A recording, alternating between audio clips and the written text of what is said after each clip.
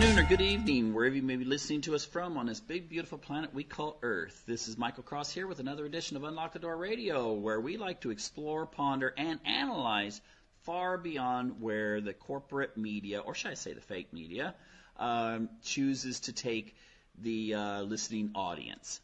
Now, I'm going to deal with something about authoritarianism here. But first, I would like to encourage people, if you're listening to this later on YouTube, just click on the corner where it says click to go to official website and check out my official website, and also become a subscriber so you can keep abreast of new shows coming up. Anyway, I was in a discussion the other day with a young woman. I just told her that about my new book, The Destiny of Our Past. Here's a little plug. You can look it up. If you go type in Google Amazon Michael Cross Destiny of Our Past, and it'll come up. It's a science fiction book based on it's set in the era of Noah, about 12,000 years ago. And yes, it's a science fiction book. You'll just have to read the description to find out what it's about. But anyway, when I contacted her, because she likes my books, I mentioned the plot, and some of it has to deal with a dystopian type of government that would be in existence. And what was interesting was that she actually made a comment about, well, I don't know why people complain about surveillance and all these kinds of things. I don't see a problem with it. And we started talking, and then I mentioned an idea I had for a future book. And in this book, it would be based on the idea that people would be able to get these implants that would enhance their abilities, their mental abilities. It would enhance their happiness and so forth. But they don't realize that once you go to the final upgrade, that it erases your ego or your soul projection. So essentially, you're dead. Yes, you still have your memories, just like if you switch a hard drive from one computer to another. You still would interact the same way you would at work and so forth, but it would be an interface with a computer, not you. You'd be gone. And she made a comment that would be so awesome if that really could exist. And I thought she was joking, so I said, well, you do realize that a person, if they had this, would be dead, essentially. They would no longer have whatever you want to call it, your soul, your ego. You'd be kind of a walking and talking and interacting zombie, but the computer would be running your program. And she said, well, kind of like an anthill. And I said, well, yeah. And she said, well, again, I think that would be great. And again, I guess I just was like, what? She's intelligent and so forth. And so I again pressed her a little bit. And during the course of the conversation, she was totally into it. In fact, she said it would be so great that you wouldn't have anxiety and worry and all these other things, and we could save the planet. She actually said, she used the word sustainability. She said that the computer could create situations in which people would only react and behave responsibly towards each other and towards the environment. And so I said, well, would you encourage others to do this kind of thing? And she said, well, absolutely. I would enthusiastically. I'd be like a champion for this program. And, she went into, she gave me a little inspiration for what I'm going to include in that book.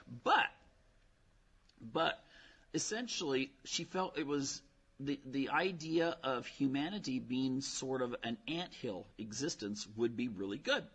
We don't know what kind of consciousness that insects have, but we can be pretty much assured that in an anthill, the queen would probably have a little bit higher level functioning. And of course, in this society I'd be describing, a small percentage of people would be left unchipped, and they would direct the society, eventually with the goal of reducing the population down to maybe just a few million people over time, but doing it in a nice way, because you'd be able to program people's desire to reproduce and so forth, and you'd be making their decisions ultimately through the computer network. And finally I asked her, how many people do you think would do this? And she said, I think a lot of people that have grown up with computers and so forth would see this as a logical extension of the Industrial Revolution, kind of an evolution, if you want to call it that, where before humans learned how to use tools to make machines to make life easier, then the machines will take over the humans and make life more efficient. And so this brought me to this idea that humans, I have had this idea for a long time, but humans ultimately, many, desire authority, desire to conform within a matrix. Now, they may not be willing at this point in history to go ahead and essentially just shut themselves off. But the thing is that people have this sense that it's comfortable, that maybe they as individuals don't have the ability to think as clearly as the elite. And maybe we should look at this authoritarian model and really get an idea for what it's all about so we can understand it, but also see what I think could really be a future trend in our society, in which maybe in the future, just like on Star Trek, of course they didn't interact with memory and so forth, but you had the Borg or something like that. I don't know if people would want that. I mean, it's not very attractive, is it? Kind of like walking corpses with machines stuck in them. In this way, the only machine you would have would be a microchip that would then take over the functions of your cerebral cortex and all the other sections that might have what is you, projected into what is you. So anyway, there's a lot of models of authoritarian personality that I have seen. In recent years, it's mostly been something that liberals will use to try to describe conservatives. And often I suspect that when it comes out of sociology, that the idea is that what you should do is, I don't see that there's a lot of validity when you start saying, these are the things I don't like, so then, therefore, let's make them characteristics of something that sounds bad, an authoritarian. So often, maybe you ask a question like, do you believe in religion? And the person would say, yes. And then you say, do you believe there are some moral absolutes that cannot be transgressed? And the person says, well, obviously, yes, I believe in the 10 Commandments. And all of a sudden, you are listed check mark, that you have one of the traits of an authoritarian personality, when in reality, you could argue that religion gives you a sense of being able to rebel against any kind of social structure in your society that the values from your religion would go against. However, from sociology, you generally get those kinds of descriptions. Now, of course, I prefer psychology, okay? And the traditional model for the authoritarian mind is one that's, it's rooted in psychoanalysis. And, Freud, I'm going to use Freud because that's the person most people think of when they think of psychoanalysis. Freud believed that there was 3 components of the personality. Okay, this will be easy. Don't switch off now. There was the id, which are all of our instincts. What we would do if no one was looking and we'd never been taught that that was wrong to do. Okay? That's the id. The naughty part that would come out and do all those kinds of things. Instincts, aggression, those kinds of things. And then there's the ego, which is sort of you. okay, for no better way of saying it. Of course, it gets more complicated than that, but the ego, like if in my book, that would be the part shut off. The ego is your awareness. And then there's the superego. The superego is the part that has been taught such things as values, morality, could be based on religion, philosophy, combination of the two, but it's the part that says this is right and this is wrong. So it's that part that gives you guilt if, for instance, you've been taught that, good boys and girls don't sleep around. And then all of a sudden you find yourself seduced by someone you're not married to, and then you feel the guilt come in. It's sort of the policeman of the mind. Now, I bring this up because the original view of this personality is that some people have a weak ego that cannot actually function in the society easily. They're too prone to temptation. Okay? They're taught at church, don't look at pornography. And, they hear a sermon across the pulpit, don't look at pornography. And they just can't help themselves. Now they've got it on their mind, they go home, and it's just like, I gotta look at it. I actually read somewhere where pornography use was highest on afternoons on Sunday. So I'm wondering if there's a correlation there. It could just be that more people have time off in the afternoons on Sunday. I don't know. But the thing is that most people can just kind of resist temptation. Okay, you may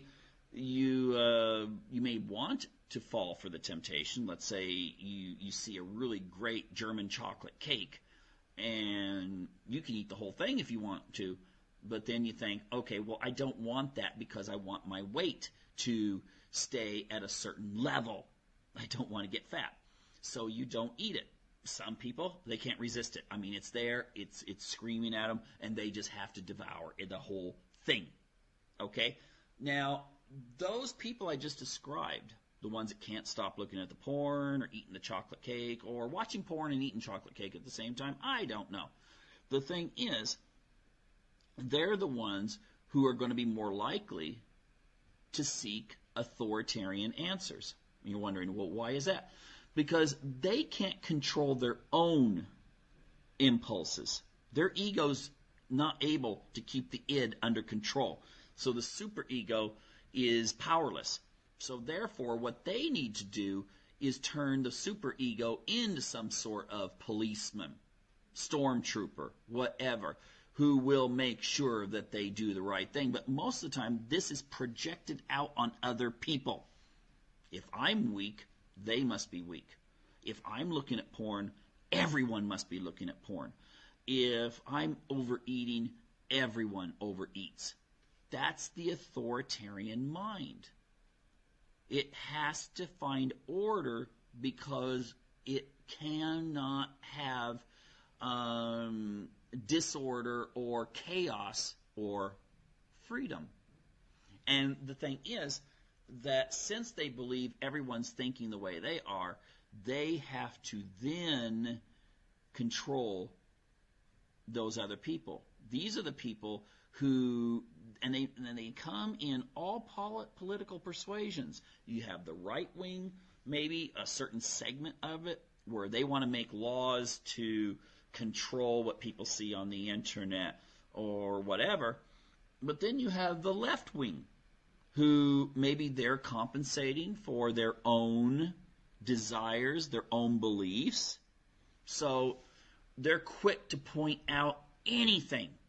Okay, the social justice warriors I'm talking about. They feel guilt. And so they just compensate for that guilt. They have to make sure that they're telling other people what to do and also accusing other people. So if someone says a joke that they don't even mean to be offensive towards a race or gender or something like that, even if the person is of that race or gender, that person will be the one who will say, we need to have laws against that. We need to have laws on our campus that will say that a student or a teacher or whatever is not allowed to use those kinds of jokes. Then, when it comes to Halloween, they start, thinking, oh my gosh, there's a guy over there who's dressed up like a what you call mariachi dancer or something or a singer or something like that. And it doesn't matter that the guy actually is Hispanic in his background. It only matters that they feel bad, so therefore they project it onto other people. Okay? That is the authoritarian model, working in a more, what you would call the Freudian perspective. The thing is that, of course, parental styles can influence this, but that's mostly the fact that authoritarian parents, the ones that God said it, that settles it, or the liberal, progressive parent who uses guilt as a means to control people. Okay? So, the kid says or does something that goes against politically correct culture, and therefore mom or dad will say, you should feel really bad about that. How would that make someone feel if they were part of this other religion or race or ethnicity or gender or whatever?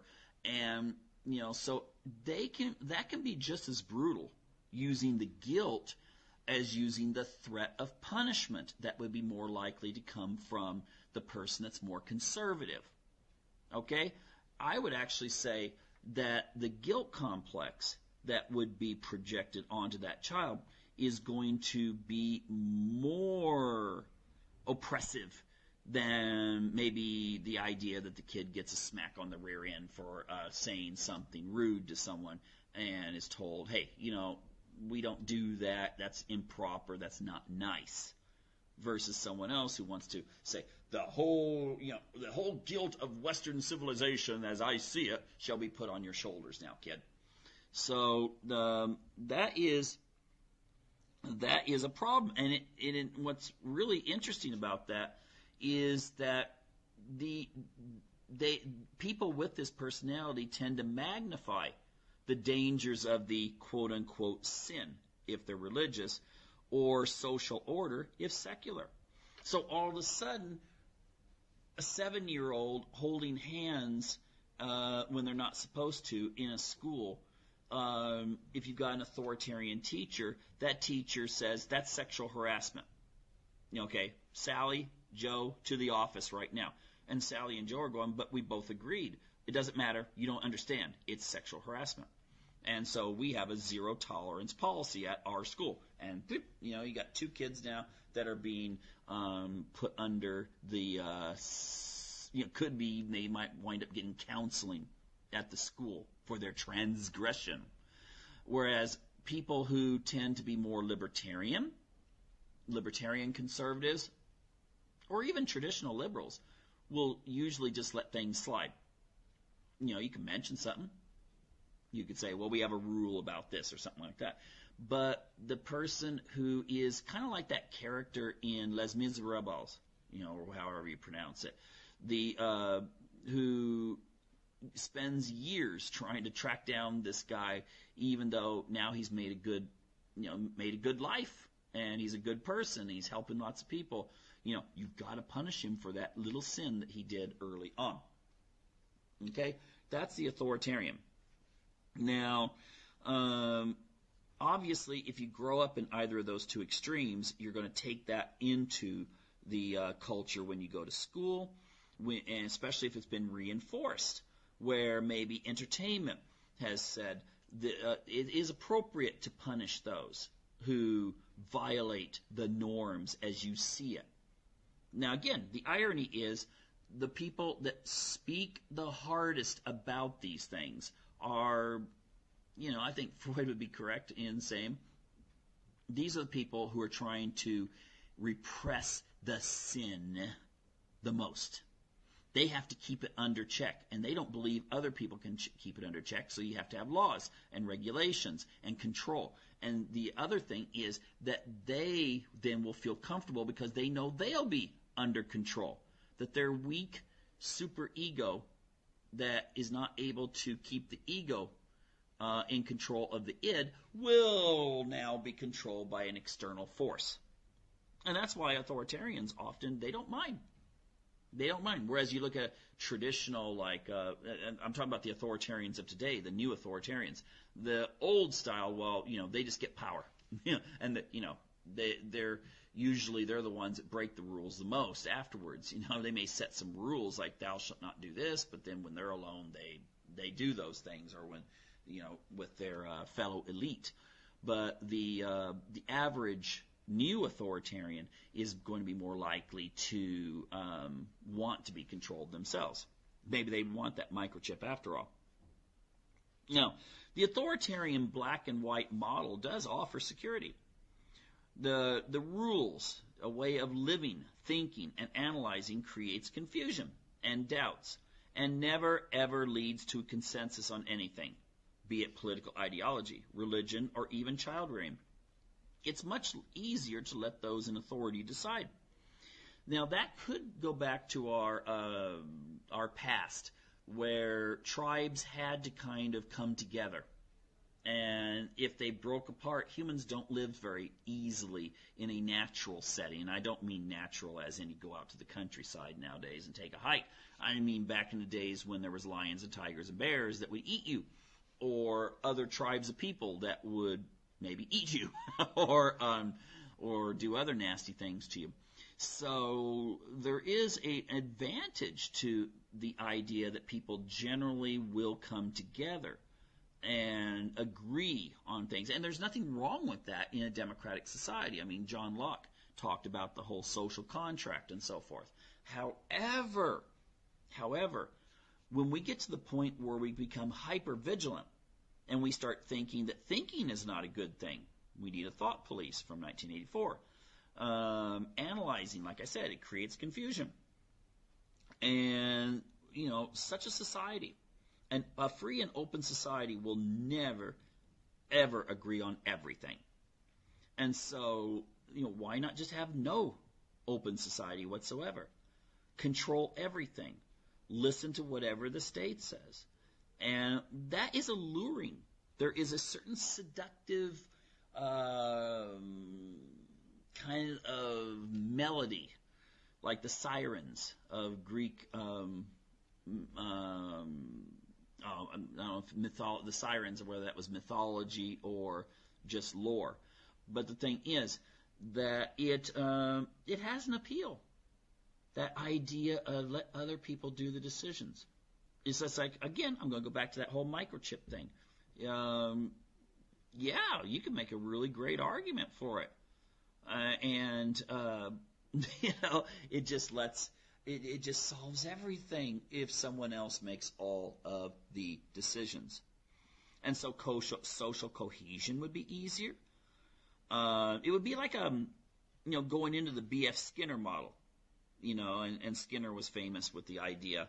You should try, pick up and read a little bit of Beyond Freedom and Dignity, because a lot of academic departments, when it comes to psychology, they really are into Skinner still, even though it's not so popular when it comes to treatment of any mental problems. It is something that's very popular in many academic centers. And the idea would be it's easier and cheaper to make people who fit into their environment than to have to reshape the environment to fit the people. Okay? Convince people that living in little tiny, this goes into like the UN Agenda 2030 thing. Convince people that it's really fantastic to live in a little apartment with only one bedroom and a little tiny bathroom, and one that's not big enough that you could really raise a family. Now, you don't have to say, well, we don't want you to raise a family, but it's still going to have the same effect. If you're in a too small of an apartment, it'd be like during the communist era in the Soviet Union. The communist government gave all kinds of awards to women who would have bigger families, but most of them in European Russia would only have one kid. And it wasn't so much that they didn't like kids. Russians love kids. But if you've ever been in those apartments that they had back in those days, these things were smaller than a student dorm. And so most people, they had one kid because one kid might fit in to the apartment and everyone not be tripping over each other. And so the whole, that's kind of this authoritarian thing where you do things in the background, you do it subtly, but you're still planning someone's life. And then when you point this out to people like, well, this is kind of manipulating people to make them do what you want them to do, and they'll say, yeah, but isn't that nicer? Isn't that nicer than forcing them by saying, thou shalt do this? You convince them, but it's every bit as authoritarian. Whether someone's got a baseball bat telling you, you shall do this or else, or whether they're, just sweetly saying, well, we've decided this is the best way, and then they use marketing and so forth to convince you of that without showing the real intentions behind it. That is, what do they call that? Velvet-gloved totalitarianism, okay? Or maybe that proverbial foot on the face that is talked about in George Orwell's 1984.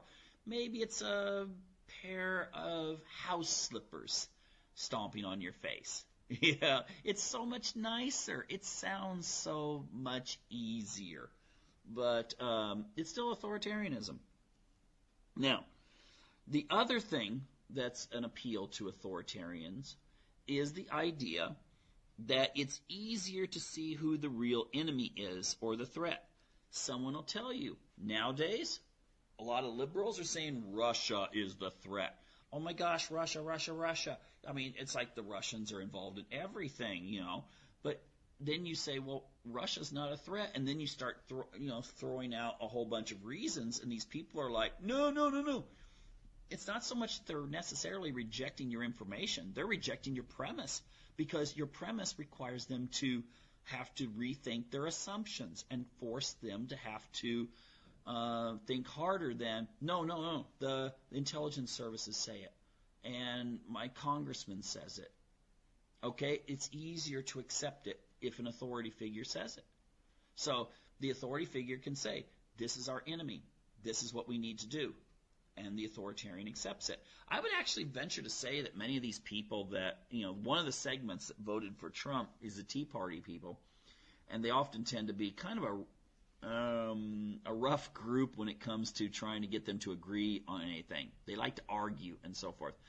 I would tend to think they're not the kind of people who just want someone to tell them what to do. They're more like they want to be convinced, and they'll still argue with some people that they agree with. Okay? So they're not the authoritarians. They really aren't. I would actually say the people that are the authoritarians are either sitting in an academic setting at a university, or they are at a country club, and it doesn't matter what political party they're in. They're the ones who want to control people. And there's a lot of people that think that would be great. That would be fantastic, short of maybe the microchip. But again, I'll bet you if you had a good campaign, you could convince people to line up to have their free will taken away. I really do believe that nowadays. Now, the other aspect is if you live in an authoritarian system, you get to share the guilt. Okay? If everyone's convinced that they all share the blame for something, even if they don't really have anything to do with it, then it makes the person who's weaker feel stronger, because now everyone is afflicted. It's kind of that idea that you feel strength when you go to a 12-step program. When you have maybe 30 people all with the same problem, you feel like you're stronger together because you all have a shared weakness. And this also works with guilt, that the authoritarian mind can think, oh, yes, now I don't feel so bad. I don't feel so bad because everyone that lives in my country who's hearing what's on TV or hearing what's in, at a campus or whatever, they all are part of the problem. And now we can all be part of the solution. Again, very authoritarian. Now, it also, for the authoritarian mind, it gives you a sense of superiority over those who deviate from the norms. Okay, so you got a situation, again, where if you're an authoritarian and you're looking around and you see people doing things that you don't think is right, then you start feeling like you're more enlightened. You're better than they are. Okay, it makes me think of movie stars, when they're talking and stuff. Like, they'll be wearing gowns and suits that cost more than many people will pay for their home in mortgage payments that year or something, and they're lecturing everyone else on how they should live. They fly to, and whether you agree with it or not, I'm just saying, they fly in jet planes, private jet planes, to global warming conferences and that sort of thing, because they're superior, because they've recognized that everyone else needs to come together. And so now they're trying to be part of the solution, even though that means they get to break the rules that they're already setting. So this is why many of the elite do have a sense of moral superiority over everyone else, because they will spot everything that you do, magnify it, and say that you're wrong.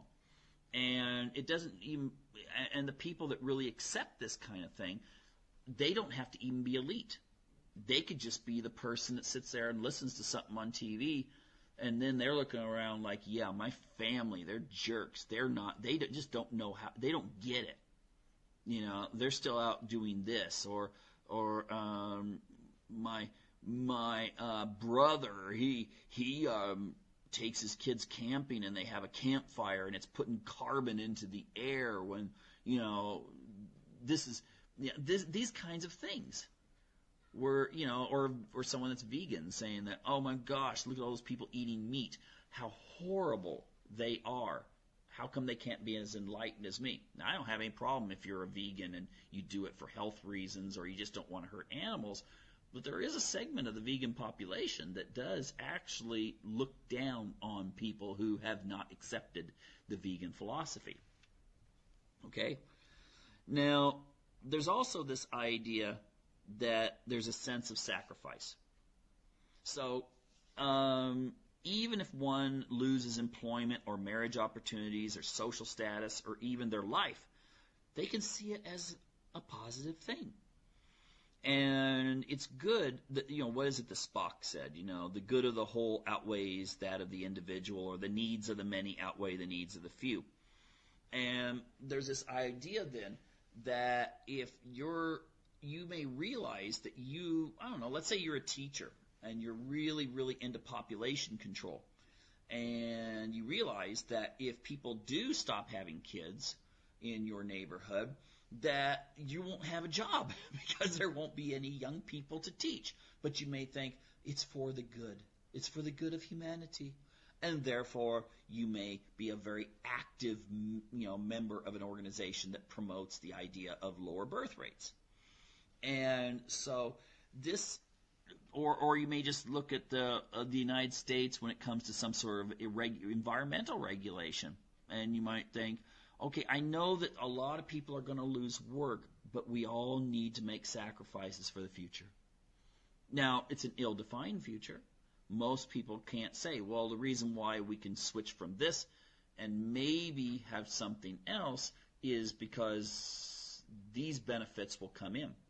Usually it's just, no, it's like a religion, no, you do this because you do this. And you say, well, why? Because that's what you do. Well, what will be the effects? The effects don't matter. You do what's right. And there's no way of getting around it. There's no way that you can argue it. And I'm not putting down religion here. Now, don't get me wrong, okay? I'm religious. But the thing is that there are, I would say that there is a component that many people who are religious, and I will also include the secular people who are like social justice warriors and that sort of thing. That's a religion too. That there are tenets, and if you break those tenets, then obviously you're the bad guy, you're the sinner, and other people will look at you and say, well, no, that's bad. You shouldn't do that. And they'll get a sense of moral superiority, many of them, especially those with an authoritarian personality. Now, finally, if everyone would just obey, everyone could be good. That's a huge appeal to the authoritarian mind.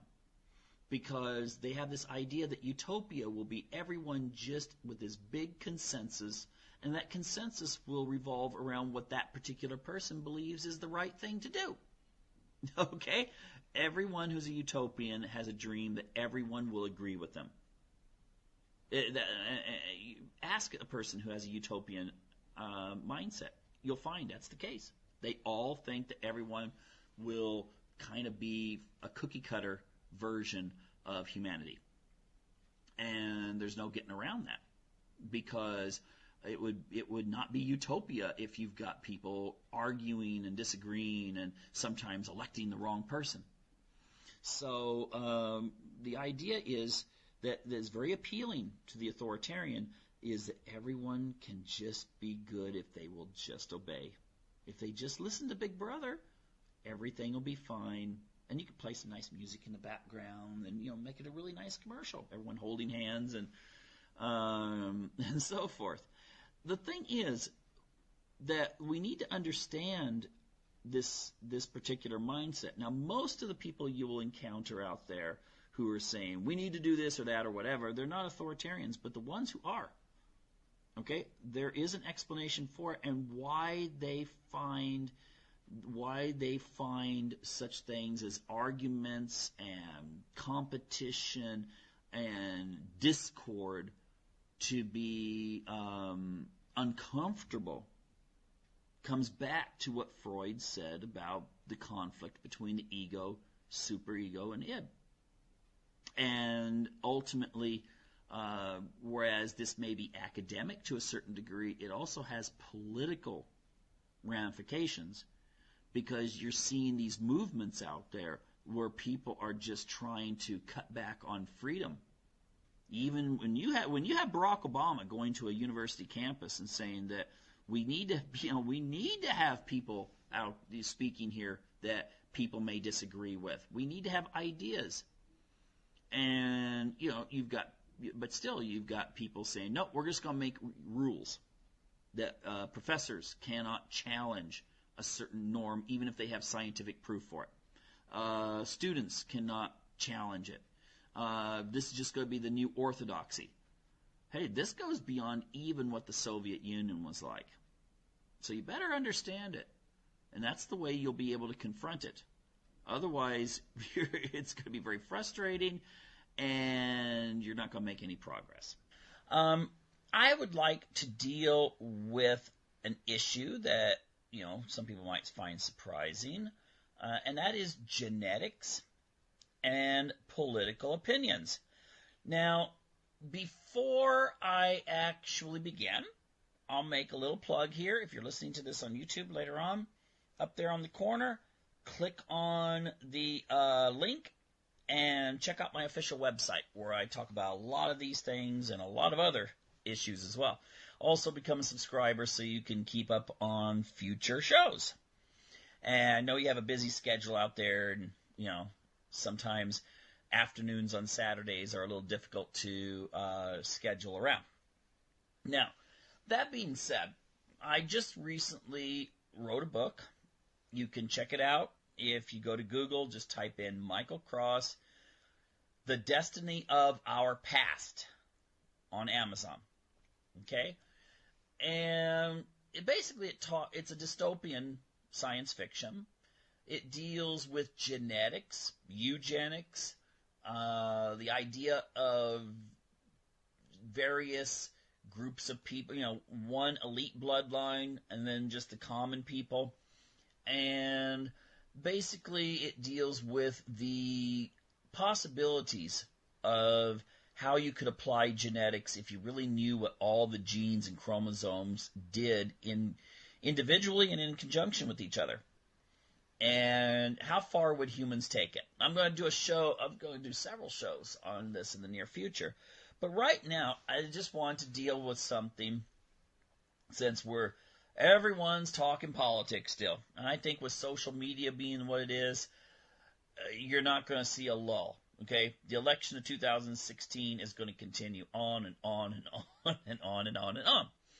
But I'm wondering, have people considered the idea that your political opinions are in some way influenced by your physiology and therefore your genetics.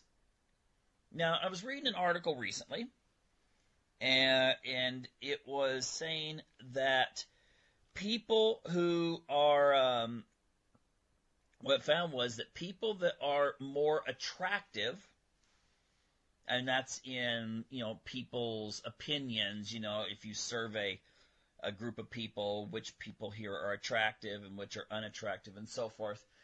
And it was a European study, and they came to the conclusion that people that are further to the right on the political spectrum are better looking than people that are on more of the left side of the political spectrum. Now, there was some hypothesis thrown in, and it included a lot of variables that maybe you're not just born, let's say if you're in America, you're not born with a decal for an elephant or a donkey, the symbols of the political parties in the United States, but rather that you could be influenced by your environment based on your perceived attractiveness or not. And it said that essentially maybe it's been shown, and actually I've seen these studies too, over the years, that people that are more attractive are more likely to be hired for a job, are more likely to be promoted once they have that job, are going to be seen by their colleagues, irregardless of what the colleagues look like. They're going to be seen by their colleagues as more intelligent and so forth. Now, if you consider that this process probably starts at a very young age, when kids are in school, you could come to the speculation that the people that are more perceived as good looking are going to be also people who are going to they're going to be people who are going to fit in more to the society. They're going to be more likely to be chosen for student body president and stuff like that. But they're also going to be just feel better about society. They're going to feel more like things are good, that the system works well. And therefore, they may actually be more conservative in that sense. Now, of course, there's different variations of conservatism, but even when we throw in social conservatives, if this process takes place within religion as well, where maybe the more attractive people are seen as, they're going to stand out more and they're going to get those perks, then even in religion and some of the other areas where a person can be conservative, they may feel just better about how things are, whereas the person who may feel like they're an outsider is going to become angry sometimes or often at the very system that seems to be mistreating them. So antagonism grows against maybe perceptions of the social order, the economic order, and all these other areas, and that person may turn more inward. And, they may not look at things like sports and things like this as being an avenue to go. And that could be something too, a person who is not good in sports. Of course, that's going to be genetic. And I'm not talking about it's genetic to know how to put a basketball into a basketball hoop, per se, but it could have something to do with genetics in the sense that some people are not very coordinated, as well as not being very fast, and they're not going to be able to stand out. I mean, there's some people that are wonderful wrestlers, but they would do very lousy in track and field or swimming. And And maybe also in wrestling, they're not big enough to be really good football players or, these kinds of sports. But the thing is that also is a factor of genetics. And when we look at the variables that can come into whether a person feels like they fit in or not, if they feel like they're kind of pushed aside, they kind of go inward, this could be an explanation. Now, I'm just throwing this out here as to why we see a lot of art-type people and people going into writing, like journalism, start out with the school newspaper, build up, and go on. I'm not saying everyone that does this is unattractive. I'm just saying it could be a factor that could push people into feeling like they have a mission to tear down the unfairness surrounding the system. And usually that means that that's more left-wing. People that tend to be very antagonistic to the system tend to be more left-wing. And of course, there are some that go to the right, but I think that there's more avenues in at least American society for the far left than there are the far right. Okay? Now, of course, Europeans are going, well, the far left in the United States is more like the moderate left in Europe, and that's true. But I don't want to get into that just now. I just want to point that particular variable out.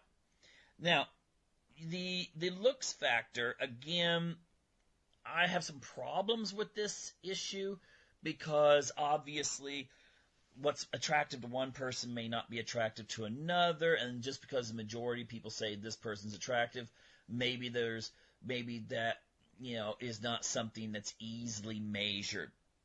And we could go into evolutionary psychology and all these kinds of things to analyze that.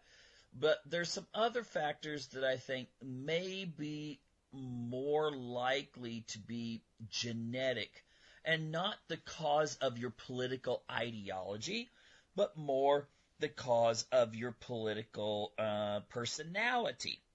Now, see, there's a difference there.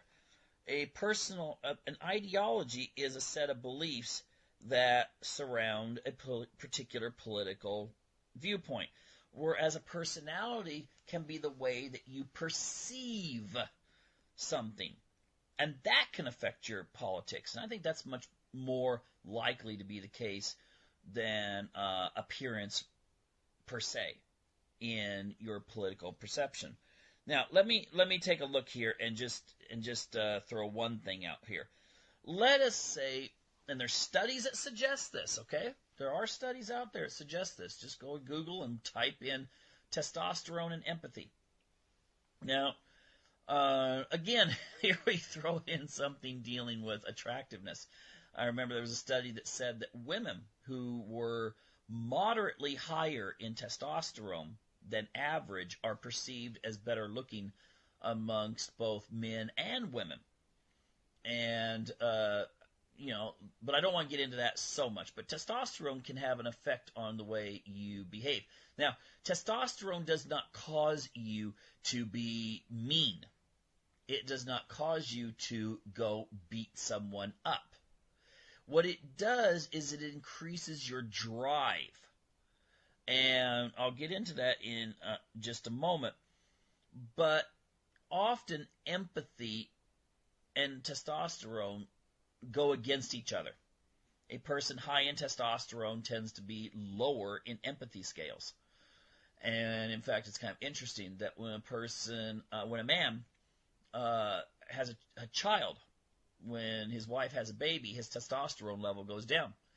And some have speculated that that is a way that he will be more bonding with his wife and his child or children instead of, having this more aggressive go out there, meet girl, and, maybe have some more babies out there on the side.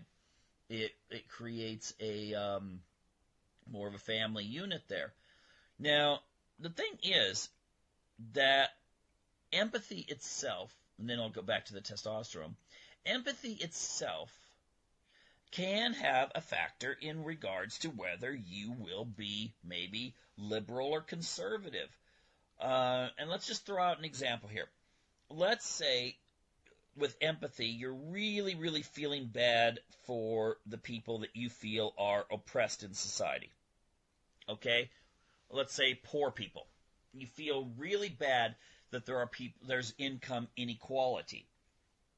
So you may turn more to the left. Now, intellectually, of course, maybe you find out that more free enterprise is actually better for reducing income inequality. But if you go kind of like the gut level, you may feel like this is just really unfair. Maybe there should be something done about it. Maybe there should be some sort of assistance for people so that they can have a certain standard of living, and regardless of what their job or lack of job might be. And I would tend to think that you would see that people that are high in empathy may lean more to the left, whereas people lower in empathy will lean to the right. Now again, we get into that argument of what works best. Like if you're in a PE class, physical education class, and you got a coach, then you got this person who really wants to lose weight, but the coach is saying, don't worry, just go walk around the track a couple times and really feel good about physical education and feel good about your body regardless. Okay, well, you're probably not going to see a really major shift in that person's overall weight and exercise ability. Whereas you can get that old-fashioned type of coach who's like, get out there, I want you running around that track, and I don't care if you have to skip lunch to go around there 8 times, you're going to do it. And you might think that person really is a total psychopath, as you're really gasping for air when you hit number 8. But you may later look back and think, oh my gosh, that was the best coach I ever had, or PE teacher, because now I'm in shape. I learned that I could do it. So then we get into that argument on what's the best strategy. But still, I think there's an overall tendency for people who are higher in empathy to be more the kind, hand on the shoulder, good job, don't worry that everyone else came in before you did, and so forth, and more liberal, obviously. Whereas a person who is lower in empathy may feel like, hey, you got to get out there, you got to do the job, I don't care if it hurts, you got to do it. And they're going to be more conservative. And that's genetic. Your testosterone levels are going to be, in large part, based on your genes, and then later because of the uterine environment that you were in. So therefore, it is physiological, and it could be the reason why you see some people, you get the idea of the guy with the beard and the guitar and the nice soft voice, and most of the time that person's more liberal. And it could be that they're just really high in empathy. They're just like, we just need to save the world or save the animals or save the puppies or something like that. That could be genetic, not environment. Okay? Maybe if raised in a very conservative atmosphere, the person would be more conservative, but their perception could still be liberal. Now, you throw in lastly, the testosterone. Now, testosterone makes a person more competitive. Okay, again, doesn't make them more mean, but it does make them more competitive. And if they're more competitive, then I think they're going to be more likely that if they are coming in, they put in all this effort, they succeed economically, socially, romantically, all these other areas, they're going to have a sense that everyone can do it. And therefore, that's going to lean you more towards conservative ideology, conservative perception of the world. Whereas a lower level of testosterone could, again, like I said before, it could lead you to the higher empathy and more of the, we got to save the world, we got to have fairness and redistribution and all these other things. Now, again, this is not a clear answer, okay? We're not giving, it's not like there is a gene that makes you conservative or liberal.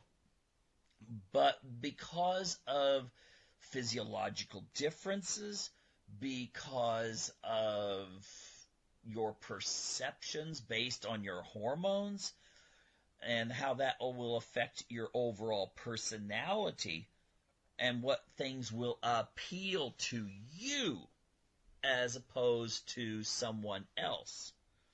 Okay? And you all know situations where you see a similar set of arguments for a case, and you got a friend who just totally sees it 100% different, and the first thing you say is, okay, they just, they didn't have a proper upbringing, they're just wrong.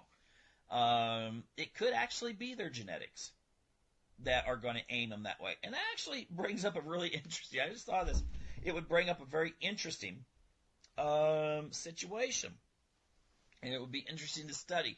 Now, it's anecdotal. I read articles about this where, like you get lesbians that go in and get artificial insemination, and they're both really left. And then they'll have a son, for instance, that's a total right-winger. And they're wondering how that happened. And, it could be that the father who donated at the clinic was more in these areas of a conservative, and therefore maybe that child got more of a dose of those genes, and therefore, even if raised in a liberal environment, still turns out to be conservative. And that's almost like, if you suddenly wound up with a lot of conservatives going in and donating sperm, you're wondering what that would do to the generation of kids coming from that. The same could be true for liberals, they could do the same thing. But then again, we've just said conservatives are more competitive, so maybe you get a lot of conservatives thinking like, oh, well, gee, I better go down there and make sure that the next generation has these characteristics.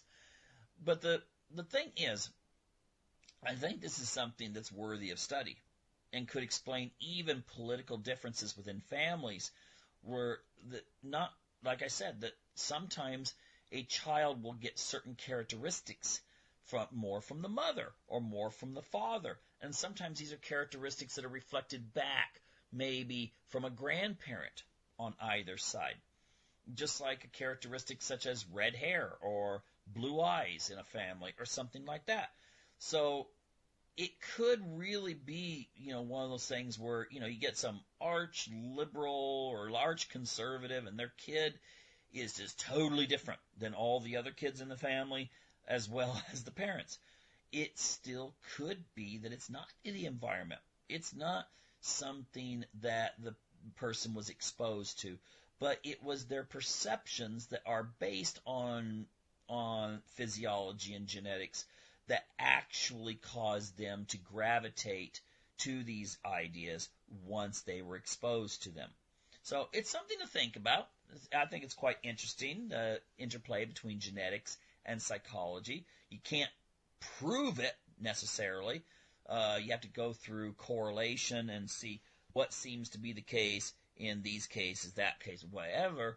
But it is something that is quite fascinating. I think deserves a lot more exploration by scientists as well as psychologists. Anyway, that's all the time we have for now. So take care and catch you next week on another edition of Unlock the Door Radio here on UCY TV Productions.